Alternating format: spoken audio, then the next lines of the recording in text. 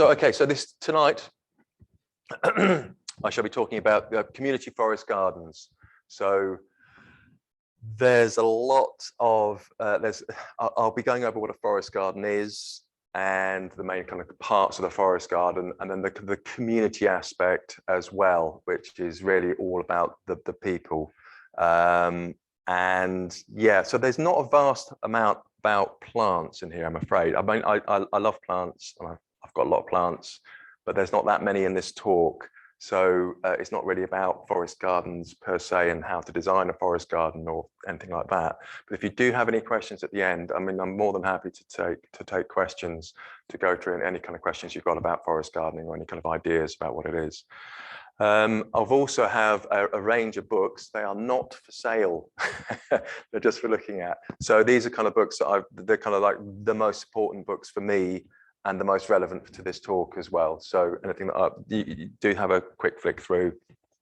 I don't think there's a couple of them are referenced in the notes. Maybe one or two are referenced in the notes. But those are the kind of, yeah, they're great books to be having a look at. Right then, let's get cracking. So really sorry to tell you, you've got a bad news intro. I don't really like to do this. You should start on a positive note, but I have got a bad news introduction. Then I'll be looking at what a forest garden is, and a very kind of quick definition of a forest garden and the characteristics of a forest garden as well. Can you hear me okay at the back? Is that okay? Yeah. I'm not used to kind of talking to people at the back. I'm used to talking to a screen. And then intersectional garden is my particular forte. It's kind of what I do. To make a living, I design gardens. That's really kind of how I make my money. And an intersectional garden really is about how a forest garden crosses over into different boundaries. It crosses over different disciplines as well. So this is what I personally find really, really interesting, is how an ornamental garden can be a forest garden and can be a wildlife garden as well. Then don't do what I did. Just some handy hints. If anyone here is kind of considering setting up a community forest garden, there is a kind of some wise advice about, don't do it like this because it doesn't work, which is always good. I enjoy a bit of Schadenfreude, even at my own expense. And then the joy and the problem, I can let you try and guess what that joy and the problem is. And then right at the end is actually practicalities about setting up a community, any kind of community project really. So something like a gardening group. So the kind of skills and experience that you have from running a gardening group are exactly the skills and experience you'd need for running a community forest garden, any kind of community project. But I'll look at some kind of practicalities of it. Interspersed throughout, there's a couple of plants, because I couldn't really do a whole slideshow without at least a couple of plants in there. So yeah, there'll be prizes. You can shout out the names if you know what they are, and then a bonus point for the botanical name as well. Okay, I'm joking. You don't have to. Okay, so yeah, really sorry about this. Before I start on the bad news, if you this talk, sorry, I didn't mean to say, this talk's always online, and it will be on my website, natureworks.org.uk/talks/community. So all the information in here is online, and you can reference it later on. If you hold the P key down on your keyboard, it gives you extra additional information. Sometimes there's some extra links in there, and where the picture's from and stuff like that. Okay, so a bit of housekeeping. So the bad news. This is a ice shelf in Antarctica. This is not the actual ice shelf, which has fallen off, the size of Rome on March the 22nd, I think it was. And it's in I can't remember the name of it. I can't remember the name of the ice shelf without looking at the. Oh, I'll show you how to use the notes. Getz ice shelf, and this has fallen into the ocean, and it's a major concern, not because of the size of the ice shelf, but because it's in an area that wasn't supposed to be melting this fast. So that is kind of really, really bad news. But there's an awful lot of bad news. I know that you know. I'm sure people who listen to the news. The IPCC climate change report came out, and it really kind of sums it up. Brief and rapidly closing window of opportunity to secure livable and sustainable future. So talking about the climate, ecological and climate emergency, which is the very reason I got into forest gardening in the first place. Indeed, the reason why I got into gardening.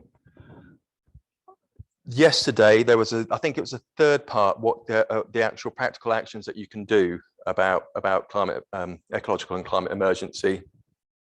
And they can say, the bottom line was, it's now or never. And it kind of made the headlines on the news. That was a couple of days ago. There's been nothing since. There's been no, well, what do we do about it then? So really, really sorry to be the harbinger of bad news, but it is. I've even colored it in red for you, so in case you can't read that. This is code red for humanity. It really is very, very, very serious. And that's the United Nations Secretary General who said that as well. And this is scientists who are saying this. This is a scientific fact. It's not a political opinion. It's a scientific fact. So kind of, yes, it's not. I don't think it's not contentious anymore. But the good news is the forest garden. Now, I don't think forest gardens per se are the answer to feeding the world. This is not really how I see forest gardens.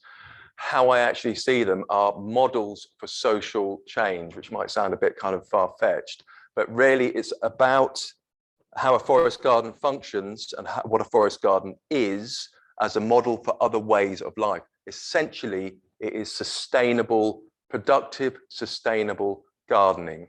But this is like a model that can be used in a whole range of every single other walk of life, every single aspect of life that you have. This is Martin Crawford's forest garden. He wrote if you're interested in forest gardening or interested in setting one up and creating one, there is a fantastic book, Creating a Forest Garden by Martin Crawford. It's the one which I've bound with duct tape on the edges and put post-it notes in to make it look like I've read it back to front, which I have actually. I have read it very, very thoroughly. And this is his forest garden. It's an established forest garden, 20 years old, down in Devon, in Dartington. So if you are down that way at all, I highly, highly recommend having a look just to see how it works, how it fits together. So you really do get an idea of a forest garden. It'd be great to do some tours of forest gardens as well, more locally too, because there are a few around. There's a few around locally. But yes, there's nothing like seeing a garden in real life to get the idea of of how it works. So what exactly is a forest garden? So can I just kind of gauge, get an idea of, anyone here know what a forest garden is or come across it or have a good idea of it? Kind of just like, oh crikey, okay, I've got my work cut out. That's 1.5. Okay, right then. So a forest garden, it really, the best way of describing it is a kind of very quick way to get a handle on what a forest garden is to, everyone knows what an orchard is, right? So you've got imagine an apple orchard, and then imagine you've got a pear, and there's pears in there, and cherries and plums, and you've got a bit like, oh, you've got a quince in there as well. And then imagine putting some nut trees in there, and then you go, well, actually, there's some windbreak hedges in there as well. And then you have some, I don't know, perennial vegetables in there, like artichokes and asparagus, and then you've got ground cover, so you don't have to do all the weeding. Yeah, so that is a forest garden. Yeah, that really is kind of sums up that idea. It's a wildlife, and it's kind of been made for wildlife as well. So you've got dead hedges, and you've got log piles, and you've got pond. That's the kind of idea for a forest garden. It's a productive garden. This is kind of first and foremost, it's a very practical space. It's a productive garden that emulates the edge of woodland, and it works with natural processes. So let's go on to the characteristics in a second. And what's kind of interesting about it, the actual principles behind a forest garden can be applied in a variety of different climates. We're in a cool temperate climate here. How far are we from the sea here? 2 miles, blimey. We're in a marine cool temperate climate here, which is slightly warmer than your cool temperate climate. And you have the natural, you will get an awful lot of, there'll be an awful lot of, it'd be almost like rainforest. If it's anything like Newcastle Emlyn where I live, it'll be like there'll be moss on the trees and just ferns everywhere and just incredible space. So with a forest garden, it's really it's talking about anything from the tropics to cool temperate climates, but the principles of a forest garden can also be applied to other climates as well. So like a Mediterranean climate, I have a friend of mine who's moved to Spain, and he's growing a forest garden, but it's a very different thing, very, very different characteristics, but the principles are the same, that your work is productive and you're working with nature. And I'll just show you the next slide, actually sums it up really, really well. So what in a cool temperate climate, if you don't, and people know this, if you neglect your garden, which I'm sure some of you might occasionally have done once or twice, you will notice that there might be a little bit of bramble, sycamore seedlings, ash, yep, and they will just grow. And after 2-3 years, you're going to have saplings coming up, and it's going to be reverting to woodland. Yep, very, very, very quickly, kind of scarily quickly. So what you want to do with a forest garden is like traditional, and this is kind of, yeah, there's a whole discipline about agroforestry, which is using growing trees for productively but commercially on a kind of a big scale. Kind of forest gardening is along those lines, but is much more smaller scale. But with traditional agriculture, the high arable cultivation, the further right you go, the more inputs you have. Like the price, I don't know anyone here is farming at all, kind of any farm, you know. The price of fertilizer per ton's gone up from I think it's about £180, and it's gone up to £600 according to Country File the other day, per ton. So it's if you've got arable cultivation, you are putting, you are putting fertilizer onto the land. It's very intensive. You're turning the soil. It's very bad for soil health, and it uses up a lot of resources. And it's not very good for soil health. It's not very good for nature and for wildlife.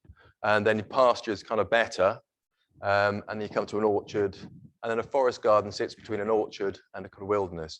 But it's really about using those natural processes. In this particular climate, we want to be growing trees. And I'm just kind of really conscious of the fact that in 20 years' time, when nobody's done anything about climate and ecological, no government's done anything about ecological and climate emergency, that will be saying, oh, we're going to have, we'll make this cost of living crisis look like a walk in the park. And this has been very, very hard for an awful lot of people at the moment. I know a lot of my friends are kind of really, really struggling. And I just think we ought to be planning for this. The kind of government ought to be aware of this and mitigating it, because you can see the train coming down the track. What are you going to do about it? And this is, this goes for everybody. This isn't just like individuals. This is a kind of on a very large scale. But I think what we can do as individuals is you can make a difference. What I absolutely love about gardening is that the things that you do in a garden make a difference. I put in 3 ponds where we live. We've created 3 ponds and planted hundreds of meters of hedgerow, and yeah, some of it's not really worked out very well. Some of it's a bit tatty. Some of it, the brambles coming in, but it's made a difference. And I think this is what everybody can do with a garden. Every garden is an ecological opportunity, and everybody can make a difference. And as kind of so often happens in life, that the things that you're doing, you might not even know the effect that you're having on other people. You can be doing good work and you will get no thanks for it. But 20 years down the line, someone will say, remember that crazy idiot who was talking about the climate emergency, and I never thought it was going to happen, but crikey, thank goodness I did listen to him, and I did set up a community forest garden, and I'll never know about it. Yeah, so this is it will make your actions do make a difference, and gardens do make a difference. So that don't be put off, don't be dismayed by the bad news. Try and do something positive, whatever it is that you can do to kind of improve the situation. So the kind of three kind of key characteristics of a forest garden. Firstly, they're sustainable, and they're low input. There's not like you're not bringing in any external fertility. You're not bringing in any kind of external pest control. You're not using pesticides. You're not using artificial fertilizers. There's IPC, integrated pest control. I love an acronym, so I put a little acronym in there. So there's you basically with a forest garden, strange though this may sound, you want insects to come into your garden and eat your crops. And this is a bit of a strange kind of concept. I mean, I listened to, they had Bunny Guinness talking about slugs on The World at One on Radio 4 the other day. And it's just like, oh, slugs are awful, aren't they? Said the presenter. And it really is like, nope, they're not awful. They're animals. They're a really integral part of the kind of ecosystem. They're not awful. We just need to learn how to live with them. And I think this is the kind of really key point is if your garden is balanced, that you have food for insects coming in, but then you've got pest control as well, that you're encouraging nesting sites for birds. You have thick hedges that you're not trimming back. You have log piles for hedgehogs and beetles, or you've got standing deadwood for beetles and woodpeckers and crikey knows what. You're actually encouraging the pest control to come into the garden. Yeah, so that's the kind of key thing. You want to create an edible ecosystem. So there might be some losses first of all, but the idea is to create a balanced garden that you're not having, you don't have the problems. You will have problems and there will be flares up of stuff, but it's not a big issue. And you grow your own nutrients as well. So everyone here, I'm sure knows about Bocking 14. Anyone here not know about Bocking 14? Fantastic. Garden Organic, whatever it used to be called, the organic research, no. Garden Organic used to be called HTRA, yes. Really interesting work actually, but yeah. So you grow comfrey and then you chop and drop comfrey around. This is what I do. Grow comfrey near fruit trees and kind of high fertility crop plants, and then you chop and drop your comfrey in situ. You're not composting it, you're not making tea. You chop it a couple of times a year and put it around the fruit trees. So you have built-in nutrients. And for nitrogen, you're using nitrogen fixers. So alders, members of the pea family, sea buckthorn, autumn olive.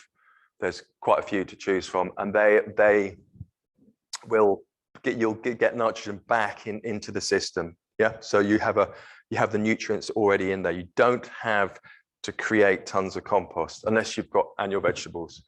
But having said that, I do actually create quite a lot of compost because I still do a fair bit of weeding, taking about bits of grass, and cutting things back. And it's actually quite tidy in some respects to have compost. And I do grow annual vegetables as well, but you don't need to.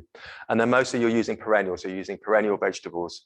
I used to work on a market garden, Gleeblands over in St Dognall's in Pembrokeshire for 6 months, and it was hard work. And it's like, it's kind of dispiriting. Planting 5,000 leeks is quite hard work. And I've now grown perennial leeks, and it takes a while to get them going and everything, but I'm now growing perennial leeks which divide, and it's a lot easier, honestly, believe me. Annual vegetables are an awful lot of work. So the majority of the crops that you have in a forest garden are perennial. There is a big learning curve in terms of what plants to grow and how to grow them, and also how to harvest them and how to use the produce. I've got a trug full of Jerusalem artichokes at home, which have been sat in the shed for the past 6 months because I haven't got round to finding a recipe that people will eat in the house. The children refuse point blank. Yeah, so I don't know if you know about Jerusalem artichokes. The best way, because you get really bad indigestion and wind flatulence from them. So the best way I found is to actually, you ferment them, use like sauerkraut. It's called lacto fermentation. Is that right? Yeah, so that's the best way to do it. But there's all these extra things to learn, but it's a kind of good, it's a good place to go. And they're productive. So range of different produce, like, oh yeah, everything, fruit, nuts, leaves, shoots, roots, tubers, etc. You're using all the available space as well, because you're using the ground layer, using trees for climbers, you have shrubs, you have small trees. So you're using all the available space. It's not just one crop, like one open field with 5,000 leeks in. There's more of it going on. So you're kind of constantly using different areas. And it's very, very efficient just in terms of the energy input compared to the energy output. It's something like 1 to 40, as opposed to animal agriculture is 8 units of energy in and 1 unit of energy out. It's 8 to 1, I think it is. It might be 10 to 1, but it's an awful lot of energy goes into animal agriculture. And it's wildlife. Oh yeah, and it's low maintenance by design. And it's wildlife friendly by design. As I was saying before, it's an ecosystem. And this is another kind of key part I'll come on to in a minute. It's about native plants. So the whole idea for me is really, really important to use native plants, to grow native plants. Ruth, can you still hear me? Because I'm going AWOL. There you go, in amongst the audience. Yeah. This is a she talked. Yeah. Oh, fantastic. This is a brilliant book. This is by a guy called Benjamin Vogt, who's I think is related to a really famous, I only just found this out a couple of weeks ago, related to a very famous naturalist called Vogt. Can't remember his name. Oh, Leopold, what the heck's his name? The Shack, the Sand County Almanacs. Anyone read that? Leopold somebody. Really, really famous naturalist. Brilliant. Oh, I should have bought it. Never mind. Brilliant book, naturalist book. But anyway, related to a friend of his anyway. He wrote the book, New Garden Ethic. Fantastic, very political, about oppression of wildlife. And by growing native plants, you're actually doing the best thing that you can. Native plants have co-evolved with wildlife, so wildlife will eat it. Yeah, so not saying exclusively grow native plants, but what I am saying is grow native plants where you can, because the insects will love you. And if you grow for insects, you get the rest of it for free. If you've got insects in your garden, then you will get other wildlife, birds and mammals and slugs and reptiles and amphibians and all sorts of stuff goes on as well. So yeah, a New Garden Ethic. If you like, you know, serious, weighty, good, fun, stirring stuff, that's brilliant, absolutely brilliant. So yeah, native plants. Yeah, I'm kind of actually knowing already. And your bonus for 10 points. Yeah, the other one. No, the botanical name. I know it's Ramsden's, but you get a bonus point for that as well. Botanical name. I'm just kind of curious if anyone. Yes. Oh, brilliant. Love it. It makes me feel less of a geek. That's just great. I like that.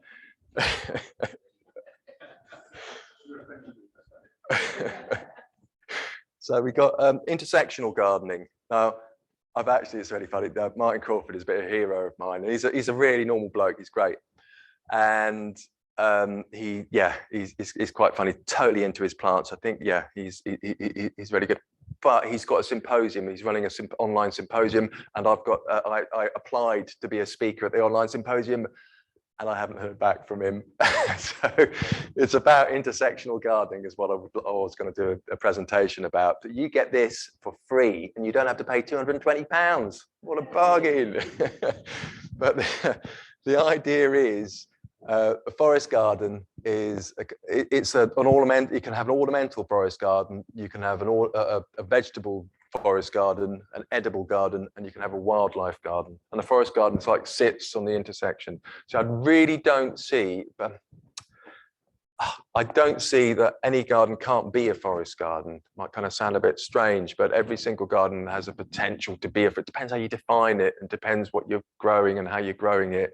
But it's much more about the principles than it is about the way that the garden looks or your particular style. I'll show you. There's this guy. Has anyone here heard of John Little at all? Guy, Essex bloke. Essex. He's a bit of a geezer. He's brilliant. He's one of my favourite kind of gardeners. He's a wildlife gardener, and he uses waste materials in wildlife gardening, and it's absolutely fantastic. And he uses I'll show you a photo later, geometric shapes and like piles of concrete. I was crushing concrete today in honor of John Little. I was there with a mallet smashing up some concrete. And just by way of example, there's only a few plants that will grow in crushed concrete, funnily enough, and one of them is thyme. So I bought some wild thyme. Actually, I don't know the botanical name myself. Thymus cerebellum, something like that. And because it will grow, it likes alkaline conditions, loves alkaline conditions, full sun, good drainage, loves crushed concrete. Not much else does. I'm using it as a mulch. And so this is like a real kind of, it's great experiment for me. Well, it's a client's garden, so let's hope it works. But it's kind of really, really exciting because I've got it tightly defined on a curved metal path. And it's just really, really good, really, really kind of good stuff to be able to do. And so you can have ornamental, you can have very kind of formal gardens and have all these other elements in there as well. Yeah, so wildlife doesn't care that you've got straight lines or geometric shapes. Wildlife just cares about, oh, it's the supermarket trolley in the stream. Have people heard of this?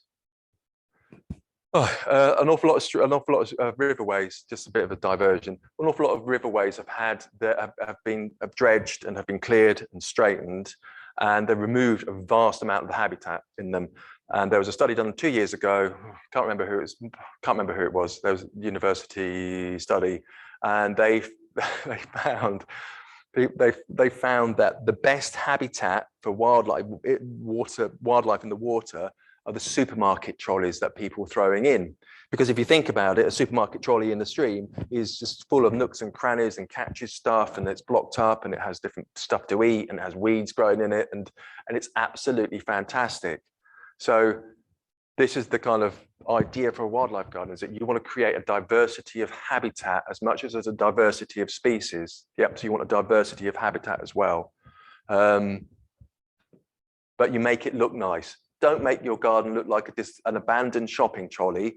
Make it, have the benefits of the abandoned shopping trolley without any of the downsides to it. Yeah, so that's your job. But it's to bring everybody together. I'll get onto the people's bit in a second. So there is something for everyone. I think this is a really, really critical point, is that when you're creating a garden, that it works for all different people. It works for everybody. It works for wildlife, it works for you, it works for your children, it works for your parents. Yep, it's something it can be something for everyone. So I think it's really, really kind of encouraging and positive. Oh no, my Apios americana has gone. That's awful. I'm not going to try and refresh. Oh, that was the only vegetable that I had in here, if you don't count ramsons as a vegetable. Oh, that's a shame. It's so pretty as well. Apios americana is hopnis, is kind of a common name. It's got a pea-like flower, really, really beautiful, kind of chocolatey brown, and just absolutely stunning. And they have tubers the size of small potatoes, very easy to grow them in tubs, like kind of mild conditions. And it's just like, it's ornamental, it's beautiful, and it's edible. Yeah, and it's a North American native. It's not a native plant, but I just wanted to get a plant in there rather than me talking. But there we go. You've got a broken image thing. So I haven't got time to go into the perennial vegetable side of stuff, I'm afraid. But there's 4 links: Backyard Larder, Alison Tyndale, Incredible Vegetables, which is Mandy Barber, Food Forest Garden, which is Alan Carter, and Stephen Barstow. The bottom 2 have written books, and the top 2 sell vegetables in the UK. So they're brilliant. I would totally recommend all of them if you're at all interested in finding out about it. about perennial vegetables and which ones and how do you grow them and how do you cook them and all the rest of it. So that's a kind of good starting point. Boring old hoverfly. So native where possible. So there's the edible side, that was it, sorry, yeah. So intersectional gardening, there's the edible side, so which was the hopness, the Apios americana. And then the native where possible, this is a hoverfly. And I don't actually know what that flower is, and I really ought to know. I took the photo about 3-4 years ago. Oh dear. Anyway, oh dear, yeah. So grow native plants where possible because plants have co-evolved with wildlife. This is the kind of bottom line. This isn't to say like, sycamore, which is Acer, I can't remember. Yes, back of the net. So I think it's a neophyte. I think it's only been around for about 500 years, possibly, not that long in the grand scheme of co-evolution. Provides a lot of biomass for insects, but not a vast amount of diversity. This, despite it being a 4-letter acronym, is amazing, absolutely amazing. Will blow your socks off if you like databases and data and information. Database of insects and their food plants. And you can look up different species and it will tell you how many insects have a known, correlation, have a known relationship with that plant. Will eat that plant basically. You get an oak. An oak is, I can't remember actually, 300, 400 species of insect eats oaks, and that's just the insects. Whereas a sycamore, I think, is around about the 20 mark. But it's not, so if you can grow an oak, don't grow a sycamore. But then there is also the question of biomass as well. That sycamore produces an awful lot of foliage. So it's not always black and white, clear cut, always non-natives are bad, but it's the benefits that you get generally, not always, but generally, the benefits you get from planting natives outweighs benefits from non-natives, unless you want to eat it, for example. But so do have a look at that, the database of insects and their food plants. Oh, is anyone here into kind of wildflowers? Yeah, great. So like, Plant Atlas, the Biological Research Centre, fantastic resource. I haven't got a link to it. Look up, you can look up wild native plants in Britain and Ireland, I think it is. It's absolutely brilliant. So the database of insects and their food plants is under the same kind of umbrella organization as well. So if you ever get into like wildflowers, did I bring it? Or did I leave it behind? Yes, I did. I brought it. So if you're interested, and I don't know much about wildflowers, and I don't know much about wildlife either. So it's not my speciality. Harrop's Wildflowers, absolutely fantastic introduction to wildflowers.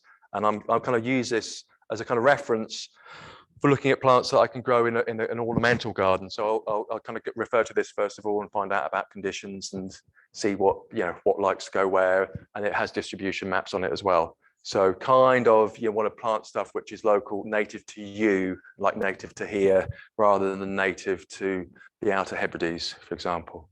So, but that's brilliant. If you're interested at all in wildflowers, I really recommend that one to get cracking with. Right then. So yeah, so have flowers everywhere. When I first started forest gardening, I was a bit anti-flower. I said, oh, it must be functional. It must be a vegetable. It must be a tree. It can't be a flower. Now I'm going, whoa, flowers. Let's get the flowers in. I had, oh yes, I got my creeping thyme and then some dwarf oregano and maiden pinks. And I've got some geraniums going in. It's just brilliant. And they jolly the place up. They kind of really draw people in, like for gardening. But this is a tapestry lawn. Anyone here heard of a tapestry lawn? Yay, fantastic. A guy called Lionel Smith. I think it's Dr. Lionel Smith. Can't remember whereabouts he is. Is it Reading? Oh, can't remember. Really, really good book. There's a link to the book here. And it's a grassless lawn, and it's a whole talk in itself, but he uses non-native species. So I've kind of created a website. I've created a spreadsheet. I like spreadsheets as well. So I've created a spreadsheet, which is like a load of native species that you can use in a tapestry lawn. So my very obliging client who pays me to run experiments is having a native native tapestry lawn installed in the next couple of days. So it will be like this, which is brilliant, which is fantastic. So yes, you can have it all. It is a have your cake and eat it sort of approach to gardening, that you can have flowers and color and food and wildlife. Oh, blimey. Oh, never mind. I should have brought my bottle of water. Okay, so now after that whistle-stop tour to introduction to forest gardening, I hope you're kind of, I'll be testing you at the end of this. I won't be testing you at all. It's all right. I just want to talk about community forests. I want to talk about community forest gardens now. So don't do what I did.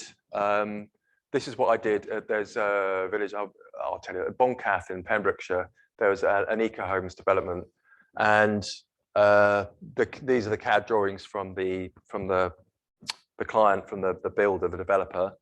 And I put really kind of rudimentary forest gardens in, like fruit trees, ground cover. And the whole idea of forest garden is, oh, thank you. The whole idea of forest garden is that you're reducing the amount of maintenance. So kind of grass is not your enemy. You have grass paths, but you want to reduce the amount of grass that you're using. So using a ground cover like lesser periwinkle, wild strawberry, green strawberry, beech strawberry, comfreys, dwarf comfreys, that kind of stuff. So you don't have to mow. Yeah. So the idea is you're not mowing. All you're doing is harvesting. That's the whole idea. You harvest and maybe a spot of pruning, and then the weeding that you do is brambles, ash, and sycamore saplings. Essentially, that's all the kind of maintenance that you're doing, and mowing the grass path. So I kind of put everything into place, and I put a periwinkle down here, and I've tried out field mint and different exciting ground covers and exciting fruit hedges and verges which we're going to wash with strawberries, and then it's all, I put the CAD before the horse. That's an awful pun. That's a terribly awful pun. So CAD is computer-aided design.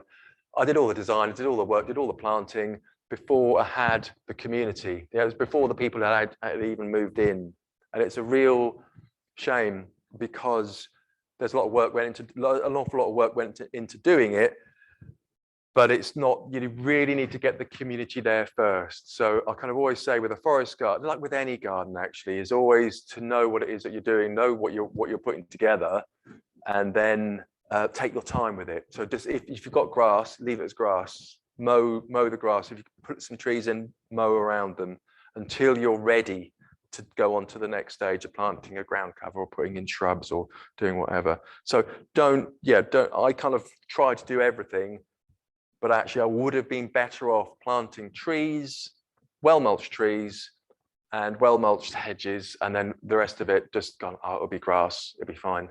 Yeah, that would have been a better thing to do, learning from experience, because the community wasn't there. And this is despite me saying, please, can you, I'll do this, I'll come down and help you out weed, and I'll show you this and I'll show you that. People weren't into it. It's just fair enough, because this is a blackcurrant Ben Hope, which is from Walcott Nursery. Brilliant bushes. That's just like in the first year. But so all this is grass now. I can't look. I drive past. So the joy and the problem. So the joy and the problem. Gardens need people, and people need gardens, and people need people. And this is the biggest lesson that I learned from trying to do the forest garden, the community forest garden before there was a community, is the fact that I was just totally missing the people. So really there was, you know, those moments that you have, those kind of life-changing moments, and you just go, wow, this could be amazing. And there was 5 minutes where I was doing a bit of weeding on this, on the development. And there's about five people came out, and they were all weeding at the same time for half an hour. And I went, yes, this is it. It's just breeding, just pulling out grass from the ground cover. This is it. This is the tipping point. But it wasn't. But it was just that. That was a lovely feeling. It was like really, really nice. That's the best thing when people work together. I might say this later on, but it's the best feeling when people work together. Because yeah, that's really what it is all about. And when I was saying before about a forest garden being an agent for social change, was that me who said that? That's so corny, but yet at the same time so true, because it's about the community aspect. Is when you have people working together for a common aim, and that really is very, very powerful thing to have. Yeah, and it belongs to those people, and it is something that is greater than the individuals who are taking part in that. And it's very simple, but it's bloody hard to get there. It's really difficult to get there, particularly in our atomized, individualistic society, in my personal opinion, that it's so easy that people have become disparate because, yeah, it suits people. It suits some people for it to be that way, but I don't want to get drawn into kind of sociological arguments about stuff. So this is what I will get drawn into, though, is John Little's garden. This is his hilltop garden in Essex, and he uses this is waste material from the A13, which is a big, and this is like sand and gravel and crushed ceramics, crushed concrete, coal. I think he might have some glass, ground glass there as well. There's all sorts of stuff, and it is brilliant. I meant to put another photograph in, but I didn't, kind of ran out of time really. But just amazing the stuff that grows there. And rather, I was saying about the time, what's so lovely about it is the real problem. Like forest gardening is kind of very different in its approach, because forest gardening is always about getting nutrition in and you're growing edible crops. Whether a wildlife garden, if you're using different substrates to grow, you'll want to reduce, rather like when you grow a wildflower meadow, I'm sure you've all heard this, you need to take off the topsoil. If you've got rich clay soil, you're on a bit of a losing battle, because you want to reduce the nutrients of it to improve the chances of the wildflowers competing with the grass. Whereas if you start out with a low nutrient growing substrate, then that means the flowers that they will outcompete the grass. It will be, it kind of alters the dynamics of the balance of flowers in there. And that's what he does absolutely beautifully here as well. And I'm thinking in a forest garden, you don't have to have just everything edible. It actually really, really helps to have different parts to the garden. You can have a gravel bed or a crushed concrete bed or a crushed ceramics old toilet bed sort of thing. Just really, really fascinating, really, really exciting, because you can grow different plants. I actually emailed him to ask him what plants would grow in certain things. He never replied. So I'm not having much luck with my famous gardener's contact. But there's a link to his website, and he's got a couple of brilliant, he's got a video on YouTube about the shopping trolley and about the importance of bringing in ecologists into the beginning of into creating gardens, not when you're, for example, building a pointless railway up to the north of England, for example, just by way of example, where you're paying ecologists to say, well, I don't know what, to plant some bloody saplings which are going to replacing ancient woodland. That's, people got to earn a living, but I don't know. Anyway, you should get an ecologist in when you're designing your garden. So gardeners need to listen to ecologists. There should be some sort of big kind of conflab between ecologists and gardeners. And so then the gardeners can actually say, I live here, this is what I've got, what works in this particular situation for wildlife, what plants do they like, what kind of habitat do they like. It's my little dream. It's one of my little dreams about gardening, but totally worth it. So you want to draw people in with an ornamental garden, and then you want to engage people. This is a brilliant book. This is Tending the Wild by M.K. Anderson from University of California. I can't remember whereabouts. Absolutely brilliant. Really, really good. It's about indigenous Native Americans and how they use their relationship with the land, basically. So the land becomes one giant forest garden, if you can imagine such a thing. So when the settlers went over and said, wow, look at this abundant wilderness, it wasn't a wilderness, it was tended, it was a garden. Yeah. It's kind of really to kind of alters the way you look at things. So totally recommend that book. And along those lines as well, you have for the UK, good old Richard Mabey, you know, Food for Free. And I found this book in a secondhand shop, Plants with a Purpose, and really kind of similar stuff. Really interesting, talking about, you know, just making walking sticks or weaving baskets or eating bulrush roots or a whole range of different stuff. And I think what's absolutely fascinating about this is that it's the crossover. You have the crossover between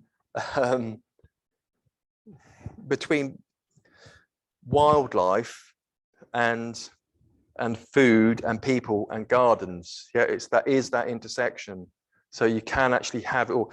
People don't have to mess up the planet. I think this is the kind of key takeaway.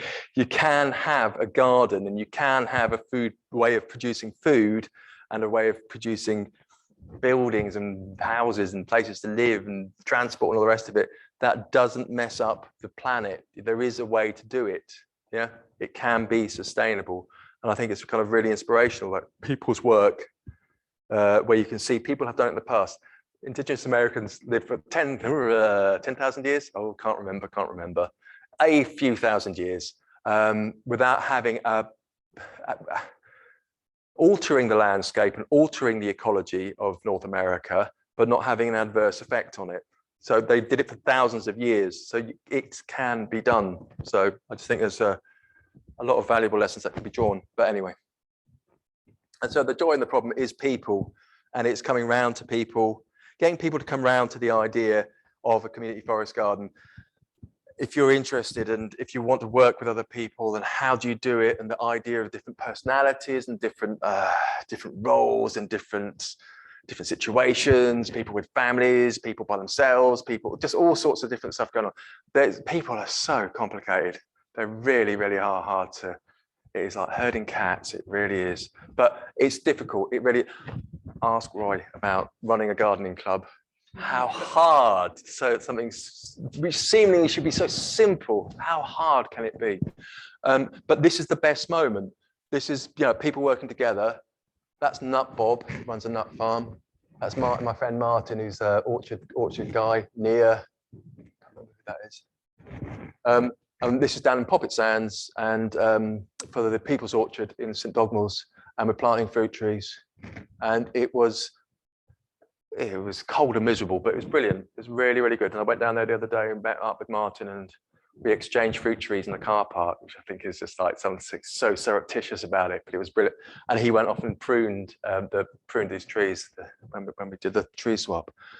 And the part of that as well is I meant to share another thing. Part of that is the maintenance, is the ongoing commitment. I did have a very nice, okay, I've just got a couple of minutes. Where am I at? But there's a lovely little diagram about the energy curve.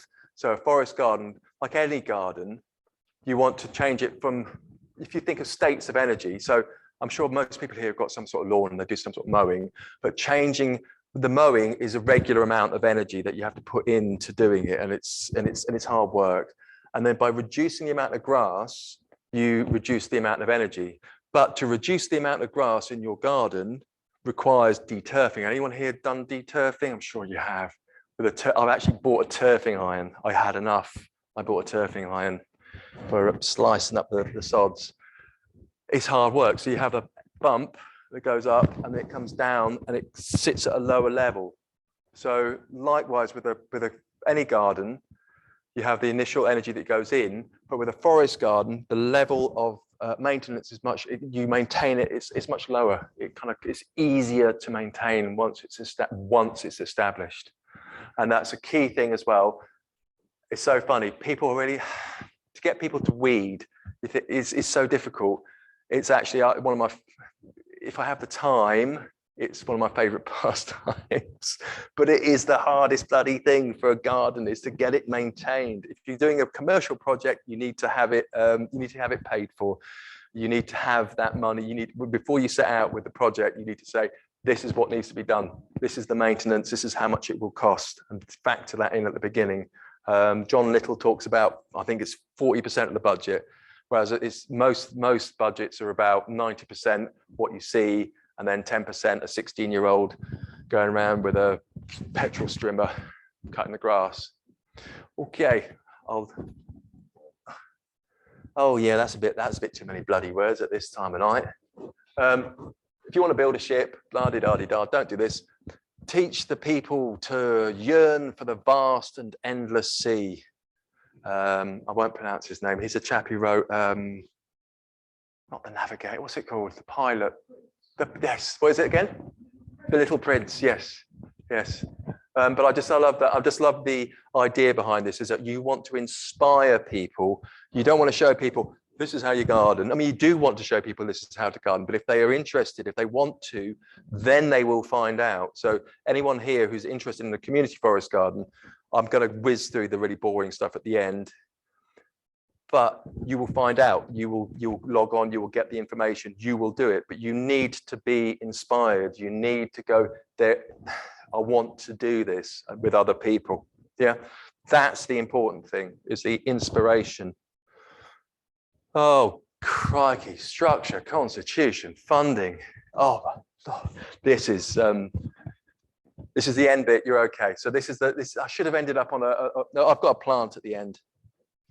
So structure, this is the kind of the practicalities of it. You need this is just like a gardening club. You need a name and aims, a chair, treasurer and secretary, a bank account, because you're going to be making grants. There are lots of grants out there, by the way, for small, I'll come on to this in a second, but for small organizations and for larger organizations as well. So as like a gardening group, you could probably get grants for kind of garden tools and stuff. I don't know if there's any kind of community stuff that you do.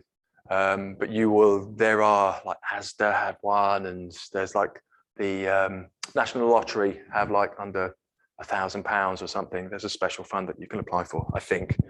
And public liability insurance in case you get sued. And here as well, I've got, if anyone is interested, can come back to it.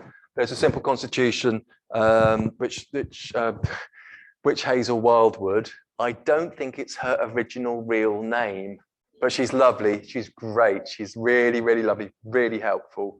Bit of a hippie, but really, really, really nice. And she's working for the Orchard Trust, which is a national organisation, like a Wales representative for the Orchard Trust. And she kind of very kindly went through, gave us a copy of this constitution for gardening clubs. So for community forest gardens. And then funding, if you're going to do it, basically, you're better off, don't get involved in any kind of becoming a community interest company. Don't do it, first of all. See how things go. Go small. Think small space. Better to do a small space well than have like a 2-acre site that you're trying to transform all in one go. Yeah, try it out. See how it fits. A community interest company is about £20–30 to set up. But it costs about, once you have accounts running through it, it costs about £500 per year for the accounts, for an accountant. Yeah, so on that happy accounting note, I think we can call that the end of community forest gardening for one evening. Oh, this is a good one, actually. I love this one. This is my favorite photograph. Elephant garlic. Allium, or I'm going to pronounce it wrong, Ampelaprasum, something like that. And it might be a native. I think it is a native, but not. This is yeah. It's just absolutely. I think it's adorable plant. Okay, and there we go. Thank you very much for bearing with me for an awfully long time. If anyone's got any questions or anything they'd like to ask about, sorry, that was a full hour. So I can totally understand if you if you don't want to talk or ask or have me talk anymore.